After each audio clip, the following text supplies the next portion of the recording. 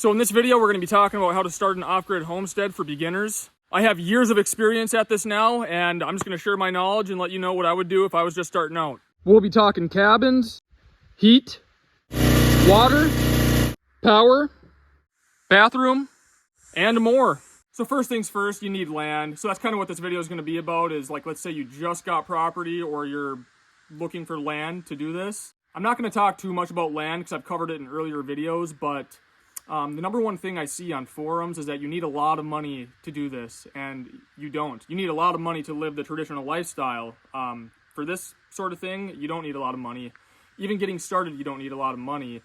If you can pay cash for land, that's great. If not, you can see if the owner will do a contract for deed and make payments on it. You can go through a bank and make payments on it and then pay it down or pay it off as soon as you're able, but you will need at least 20% down in my experience for land. My first piece of land I bought in Alaska, I didn't have cash for it. I did a contract for deed through the owner, and I was able to make payments, and they were about $300 a month. And I justified it because I was paying $700 a month for just a dry cabin in Fairbanks, Alaska. No plumbing, nothing. Just a light switch and a couple outlets is all it had. And I was paying $700 a month for that. And so I was like, wow, I can get rid of my rent that I'm paying $700 a month for, have my own piece of land. It was 10 acres in Alaska, pretty sweet. And my payments were $300 a month. And then I can build my own place that I will own. And then as I get money and can, I'll pay it down or pay it off. So by going the contract for deed route, I was able to have less than half of what I was paying per month. Plus I had my own piece of land that I could do what I want with and build my own place. So that's the route that I took. So let's say you got your land now. These are the things that I think are most important that you have to figure out right away. And I'm going to kind of go in order. Water, you got to have it. You need water for drinking, cooking, dishes, shower. You're going to use water every single day. So that's the number one thing that you need to figure out when you have a piece of land. So we just got this well last year. We had lived for years without a well. What we did is we collected rainwater. I had gutters on both of these roofs as well. And yeah, water hits the roof, comes down into this gutter, and then it drained into a 55-gallon barrel. That rainwater is what we used for, showering, cleaning, things like that. We didn't drink it. You can drink rainwater. It's fine. I just don't trust it. If I was in a pinch, I would do it, like if I had to, but I don't want to be drinking it every day by any means. There are people that live completely on just rainwater, and then you have to get filters. If you are going to drink it, you definitely want to filter it. So look into that. What we did is we just hauled our own drinking water. There's a spring that's kind of a drive from here, but we would go and get jugs and fill up, 50 gallons at a time of drinking water. And that's how we did it. It's free. That spring runs all year round. And that's kind of what we did. But, grocery stores or hardware stores, they sell water. You can fill up jugs for like 35 cents a gallon or something like that. So you can always do that if you're just starting out. So once you have a water source and you are collecting it, I highly recommend this right here. These Coleman jugs are awesome. They're about $15. I lived with just this for, a sink, a shower, everything for years. Just gravity fed. It's as simple as filling up the jug. You got a nozzle. Crank that, there you go. You got running water. You can use this for dishes. I use it for showering. You'd be surprised how comfortable of a shower you can take with one of these. And you're not using a lot of water, but it's enough. It absolutely works. What I used to do, and what I still do sometimes, is just set this up on a ladder, and there you got a shower.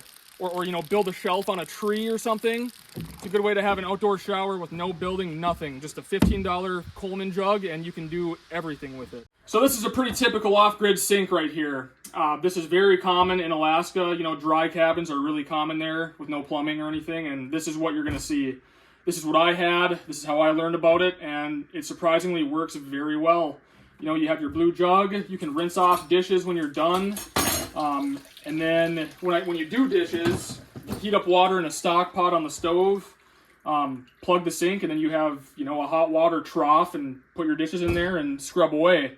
And then again, you have this to rinse them. So that works really well.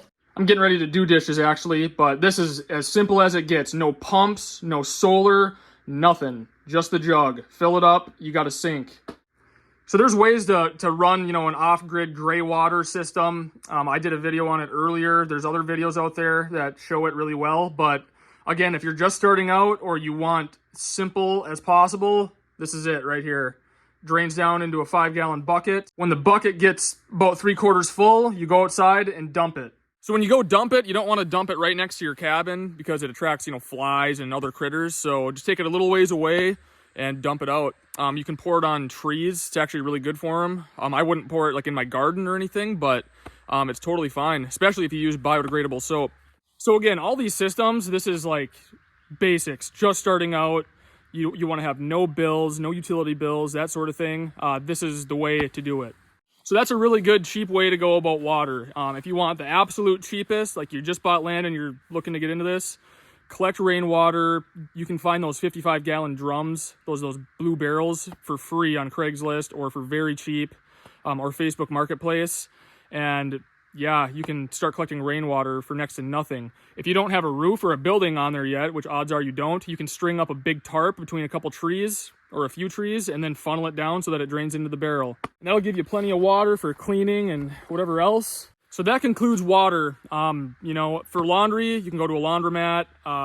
They make we have a little portable washer. It's really small. We use it sometimes. That works fine. You could buy a washer and run it off a generator. It all depends on what you want to do. So the second thing you're going to want to figure out is where you're going to go to the bathroom. An outhouse is pretty sweet. I mean, that's simple. They work well. They don't fail. There's no pumps. There's no clogged toilets, getting poo water all over your floors. There's no need to call a plumber. There's nothing. No electric. It's just poop in a hole and that's it. Yeah, I mean, this is, there's lots of ways to build an outhouse. You just dig a hole and build a structure around it. I just have, a little bench in there. This is my vent pipe. You can find all kinds of plans for outhouses online. That foam seat, so this comes off. I won't show you down the hole, but I just keep that over the hole there to keep so there's no smell in here. This foam board insulation for a seat is an old Alaskan trick. You sit on that during the winter, doesn't matter how cold it is, and you do not have a cold butt. So let's say you just bought land and you have nothing set up yet. You just bought land and you're moving on to it. We just covered water with pooping. The thing you can do if you don't have any outhouse, nothing yet, like you just showed up on your raw land, is dig a trench, a foot deep or so, however long you want. And then once you have your trench dug, you pick one side, you poop in that, and then you backfill your trench as you go. And then next time you have to go to the bathroom, you just keep moving over and backfilling as you go. So that trench method works really well. If you're just starting out and, in the process of building your outhouse or something, all the animals that live out in the woods poop right on the ground. It all composts. It actually enriches the soil. It's good for it. It's the circle of life. Everything serves a purpose. And of course, you can always do a composting toilet or whatever. You can get the really expensive ones, which do work really well. Or the cheapest one is a 5-gallon pail.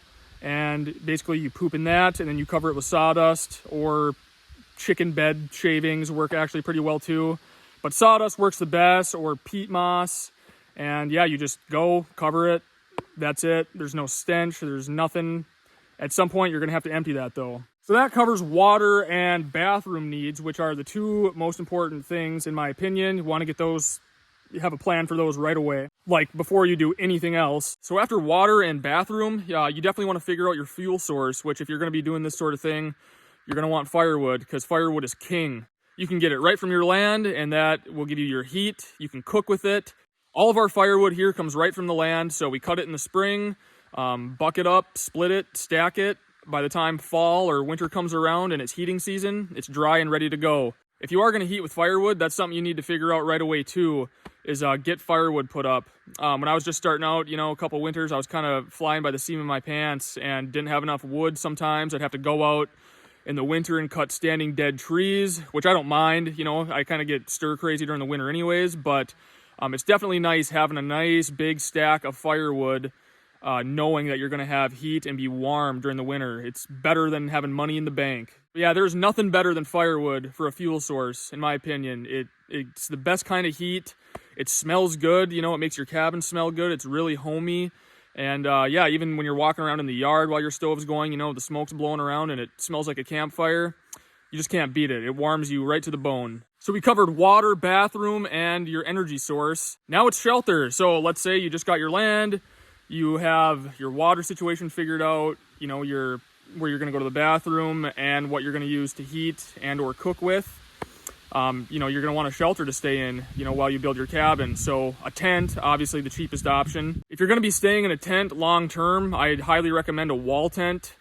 You know, they're a little bit more expensive, but they're pretty comfortable, you know, if you're gonna be staying in it for a while you're building. But otherwise, you know, any tent will work. You know, you can get tents pretty cheap, you know, 50 bucks, 100 bucks for a halfway decent tent. And there you go. You're on site. You have a temporary shelter, so you're out of the wind, the rain, and the snow. You got water, you got a place to go to the bathroom, and you got fuel. It's really all you need in life, you know, besides food. So the shelter thing is going to be totally up to you. Tent is the cheapest though, you know, and that's kind of what this video is geared for, is like how to do things simple and cheap. And that's kind of how I did it, and was able to do it cheaply and do everything out of pocket with not much money. So I stayed in a tent while I built my cabin. So for a cabin, you know, you can build with logs or you can stick frame them. I've done both. Logs, the advantage with logs is that you already own your building materials. They're on site, so you just go out, cut trees, peel the bark off, and you start building with them. And, you know, that's the cheapest route, but it takes a lot of time and a lot of work, but it is hands down the cheapest. This place here we have a stick frame cabin, obviously, so I built that. Sierra and I stayed in a homemade camper that we built on a snowmobile trailer with a wood stove, and we stayed in that for about 5 months or so while we were building this place. So I won't talk too much about the cabin that we built here. There's videos on my channel. I can put a link in the description. You can watch this thing get built step by step. This was the original cabin. Our family is growing. We're having a baby this November, so we wanted a little more space. So then I built this addition this year. But kind of the theme of this video is how to keep things cheap and how to obtain this dream. So logs is going to be your cheapest, but everybody has their own preference on what they want in a cabin. So it's kind of up to you on what you want to do and how much you want to spend. So we've covered the stuff that you absolutely need. Now we'll cover power. Power is optional. And the reason I say it's optional is because people lived longer without power than with it, you know? So power is awesome. It makes things more convenient, but it's not absolutely necessary. But yeah, it all depends again on you, on how big you want to go or how much you want to spend on a solar setup. The cheapest solar setup you can get, as far as I can tell, is those Harbor Freight kits. That's what I had. It works great. It gives you everything you need to charge a battery, and then I just used an old car battery, and that's what I had for power. That's enough to, you know, charge your phone, run lights, you know, a couple outlets. It's enough, and you can pretty much get fully set up for about 200 bucks. Another option is a generator, and I kind of recommend this anyways, because you can run power tools with it. You can, if you're not getting a lot of sun, you can charge your batteries with it. So pretty valuable piece of equipment. You know, this is from Harbor Freight. I've had this for years. You can see how beat up it is. Runs just fine still. This thing has thousands of hours on it. But again, I pretty much started off with nothing. I didn't even, my first couple years, I didn't even have a generator or, you know, any solar or anything. I just would charge my phone off my truck, and I had a headlamp for light, and that was it. So that kind of is the name of the game. You know, if you're just starting out, and kind of the purpose of this video is that you don't have to have everything at once. You know, you have a dream, but you can't just snap your fingers and have it, right? Unless you have the money, which good for you, that's awesome. But most people don't. So, you know, the land is your big thing. You get that, and then from there, hopefully this video helps you out. You know, I kind of gave you the cheapest options on how to live pretty comfortably in the woods, and then you just make improvements as you're able as the years go by. But don't be fooled, man. This was all woods. This entire thing was all wooded, and it's taken me years to get what we have here. You know, to have a nice, comfortable cabin, a pretty decent solar setup. You know, we have a well now. You know, we lived for years without a well. You know, woodshed. And yeah, every year we just kind of save up and, you know, make improvements as we're able to. And that's kind of the name of the game, and how you can do this out of pocket and pretty cheap. So anyways, I kind of wanted to make this short little video and talk about that a little bit, because a lot of people have no idea how to get started and what to do. And people seem to think you have to have a ton of money to do this. You know, there's a lot of channels that do this that have like hundreds of thousands of dollars in equipment and machines and all this.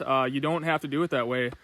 So hopefully this helps you out and shows you how you can do this pretty cheap. And like I said, it's kind of good timing because pretty soon here, you're going to be able to watch me do this all over again on a new piece of property. You know, I've been staying in a tent on that property while I've been working on it a little bit, but going to be building that outhouse really soon here, and then building the cabin and getting that set up for year-round use because we want to be able to use it year-round. But yeah, in that new series, I'm going to go into detail on everything, you know, from the outhouse step-by-step and, you know, the new cabin build. I've built a lot of cabins now. I think this one that I'm going to be building is kind of the best one as far as like efficient, cost-wise, simple, that anybody can build. And I'm going to go into detail on how you can build it step by step. You'll be able to watch it and copy it. I'll also have a video on the addition here. I'm just about ready to kind of get that about wrapped up. So there's a lot of changes in there. So stay tuned for that soon. And thanks for watching, and I'll see you on the next video.